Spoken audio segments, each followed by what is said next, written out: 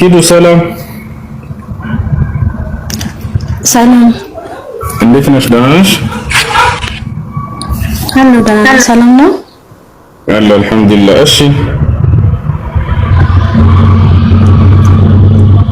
ማስለም ፈልጌ ነበረ። እሺ እስልምና መቀበል ፈልገሽ ነው? እሺ የምለውን ቃል አብረሽኝ የተከተልሽ በይ። እሺ አሽሀዱ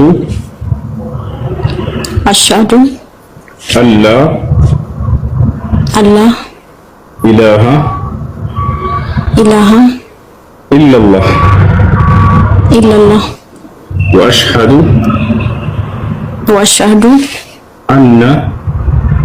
አነ ሙሐመደን ረሱሉላህ ኢንሻአላህ። ከዚህ በኋላ ሙስሊም ነሻል። አሁን ያልሽው ቃል የሸሃዳ ቃል ወይም የምስክር ቃል ይባላል። ትርጉሙም አሽሀዱ አላ ኢላሃ ኢለላህ ማለት እነሆ ከአንዱ ከአላህ በስተቀር በእውነት የሚመለክ ሌላ አምላክ የለም ብዬ መሰክራለሁ ማለት ሲሆን፣ ወአሽሀዱ አነ ሙሐመድን ረሱሉላህ ማለት ደግሞ ሙሐመድም የዚያ የአንዱ አምላክ መልእክተኛና ነብይ ናቸው ብዬ መሰክራለሁ ማለት ነው። ከዚህ በኋላ ሙስሊም ነሻል። አንድ ሰው እስልምና ሲቀበል በየነብያቱ ዘመን ይህን ቃል ነበር የሚለው። የአምላክን አንድነትና ብቸኝነት ይመሰክራሉ። ከዚያ በኋላ ደግሞ በጊዜ የተላከውን ነብይ እንደ ነብይ ይመሰክራሉ። ይህ ነው በመሲሁ ጊዜ ለምሳሌ በኢሳ አለይሂ ሰላም በድንግል ማርያም ጊዜ ሰዎች እስልምና ሲቀበሉ ይሄን ቃል ብለው እንደነበረ ሲናገር አምላካችን አላህ ምን አለ? ወኢዝ አውሐይቱ ኢለል ሐዋሪይን አን አሚኑ ቢ ወቢረሱሊ ቃሉ አመና ወሽሀድ ቢአንና ሙስሊሙን ይላል። ወደ ሐዋርያቶችም የትእዛዝ ቃሌን ባስተላለፍኩ ጊዜ አስታውስ ይላል። ምን የሚል ትእዛዝ? አን አሚኑ ቢ ወቢረሱሊ፣ በእኔ በአምላካችሁ በአላህ እመኑ፣ በላኩላችሁ መልእክተኛና ነብይም እመኑ ይላቸዋል። ቃሉ አመና፣ እነሆ አምነናል አሉ ሐዋርያቶች። ወሽሀድ ቢአንና ሙስሊሙን አሉ፣ እኛ ሙስሊሞች መሆናችንን መስክር አሉ ይላል። የሙስሊምነታቸው ማረጋገጫና መመስከሪያ ይህ ምስክር ቃል ነበር። የአምላክን አንድነትና ብቸኛነት ይመሰክራሉ። በጊዜው የተላከውን ነብይ እንደ ነብይ ይቀበላሉ። በዛሬም ላይ ልክ እንዲሁ በነብያት መንገድ ይሄ ምስክር ብለሻል፣ ወደ ነብያት መንገድ ተቀላቅለሻል። ለአላህ ምስጋና ይገባው። አንድ ሰው እስልምና ሲቀበል ጊዜ አላህ ምን ያደርግለታል? ለዚህ ሰው ምን ያደርግለታል ከተባለ የመጀመሪያ የሚያደርግለት ምንድነው? ያለፈ ኃጢአቱን ይመርለታል። አምላክ አዛኝ ነው። አምላክ ርህሩህ ነው። ወደ እርሱ በተመለስን ጊዜ ስህተታችንን አያስብብንም፣ ይቅር ይልናል። ይህን ሲናገር አምላክ አላህ ምን አለ? ቁል ሊለዚነ ከፈሩ ኢየንተሁ ይግፈር ለሁም ማ ቀድ ሰለፍ ወኢን የዑዱ ፈቀድ መደት ሱነቱል አወሊን ይላል። ሙሐመድ ሆይ ለእነዚያ ለካዱኝ ባሪያዎች እንዲህ ብለህ ንገራቸው፣ ካላችሁበት ክደት ልትቆጠሩ ልትመለሱ እኔ ያለፈ ስህተታቸውን ሁሉ እምርላቸዋለሁ ብሏል በላቸው ይላል። ይህ ነው። ሌላኛው ነገር አንድ ሰው እስልምና ሲቀበል ምን ተስፋ ገብቶለታል አምላክ ራሱ በቀጣዩ ዓለም ምን ያገኛል ከሞት በኋላ የሚለውን አላህ ሱብሓነሁ ወተዓላ የገነትን ዓለም ሊያስገባ የዘላለማዊ ሕይወትን በእርሷም ውስጥ ሊለግሰን ቃል ገብቶልናል። ይህን በርካታ ቦታ ላይ ቃል ገብቷል። ለምሳሌ በሱራ ሉቅማን ላይ ምን አለ? ኢነል ለዚነ አመኑ ወዐሚሉ ሷሊሓቲ ለሁም ጀናቱ ነዒም ኻሊዲነ ፊሃ ወዐደላሂ ሐqqን ወሁወል ዐዚዙል ሐኪም ይላል።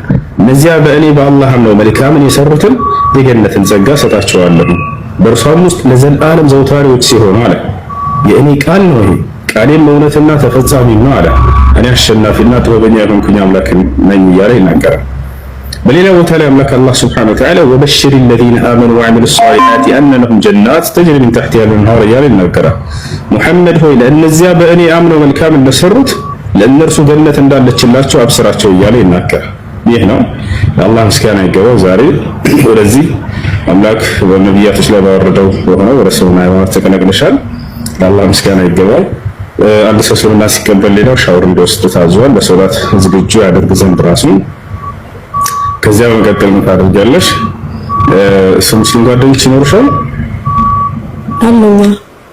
ሙስሊም ጓደኞች ካሉሽ ስለ ሶላት አሰጋገድ አስተምሪ ባያቸው ያስተምሩሻል። በጣም ቀላል ነው። ሶላት መስገድን ትጀምሪያለሽ ማለት ነው። ስምሽ ማን ነበር?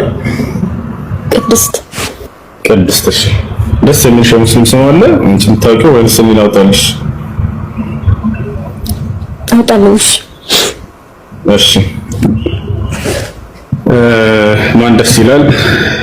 ኢክራም፣ ሰሚራ፣ ሐያት፣ አሕላም፣ ኢልሃም፣ ሱመያ፣ ሒክማ። ደስ የሚልሽን አስቀምጪ። እሺ፣ ይሄኛው ደስ ይለኛል። ወይ ዩስራ፣ ኢማን ኑራ ኢማን በቃ ከዚህ በኋላ ኢማን ነው ስምሽ። እሺ ፎሎ አድርጊኝና በውስጥ ግሩፕ የምትገቢበትንም ኢንሻአላህ አገናኝሻለሁ ከእነርሱ ጋር ትገቢያለሽ። እሺ በጣም ብዙ ነገር መማር ስለምፈልግ ላይቭ በምትገባበት ሰዓት ላይ ብገባ ደስ ይለኛል። አብረን በቃ ፎሎ አድርጌሻለሁ። ሁሌ ላይቭ ስገባ ኖቲፊኬሽን ይመጣልሻል፣ ትገቢያለሽ። እሺ እሺ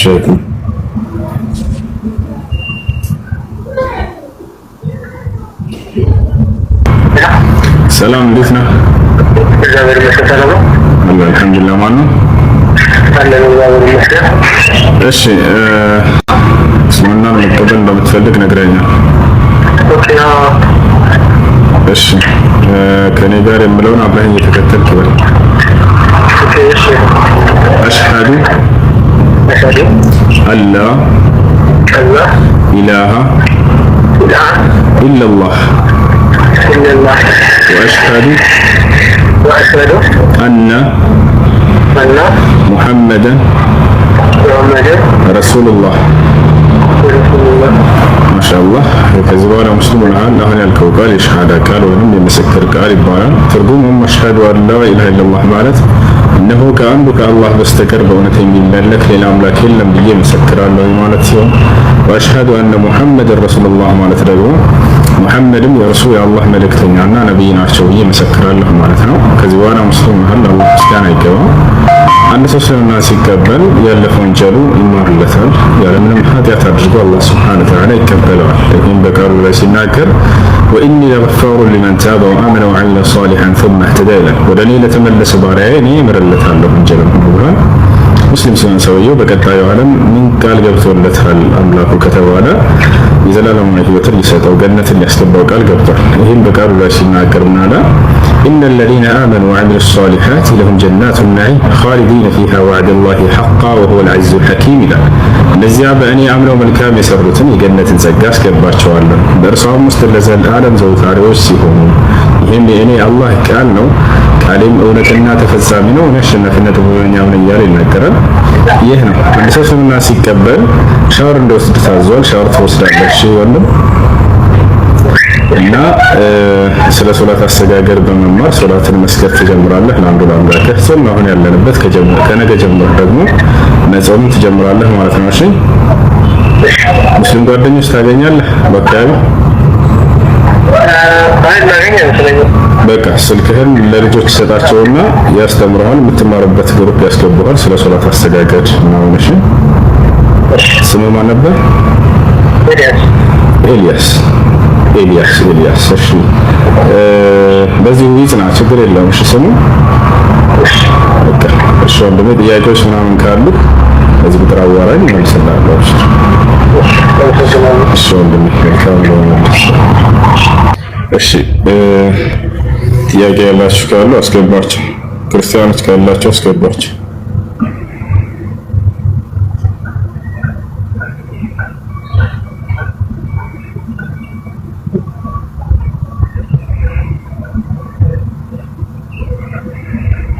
እሺ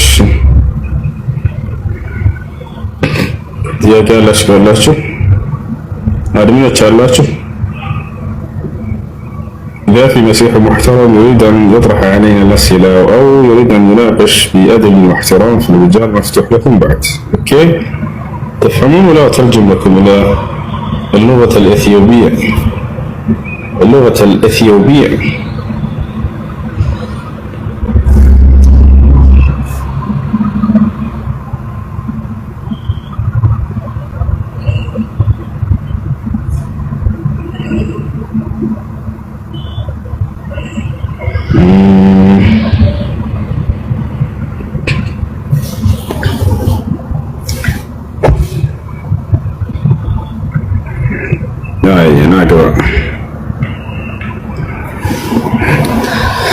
يا سلام يا سلام يا سلام يا سلام. እሺ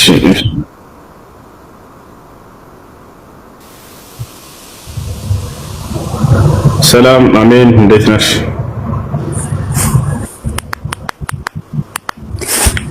ሰላም አለው። እንዴት ነሽ? ደህና ነሽ?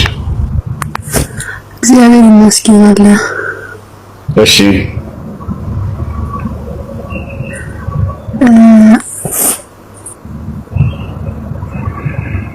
ጥያቄሽ ምንድን ነው?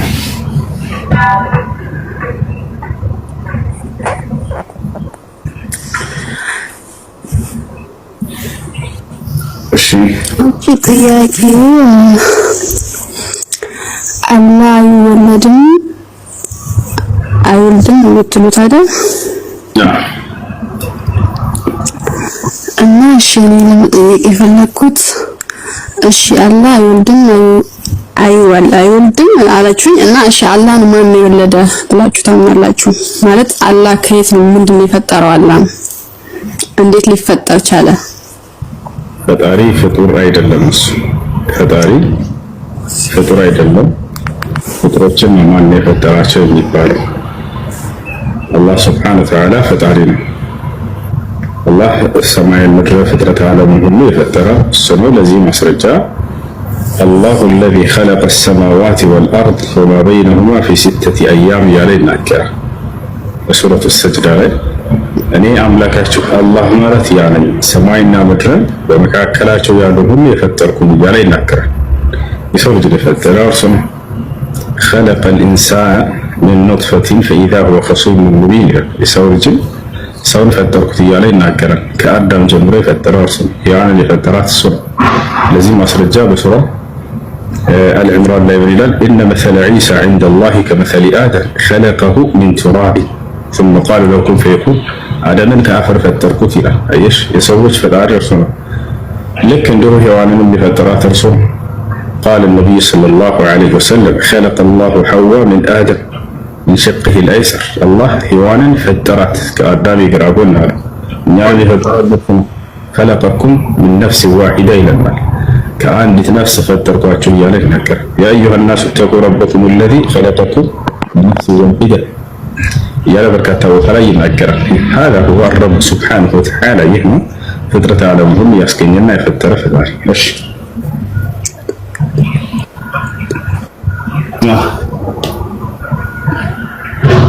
ሌላ ጥያቄ አለሽ? እስኪ ቆይ ቀጥልና ቆይ። እሺ አሹ ሰላም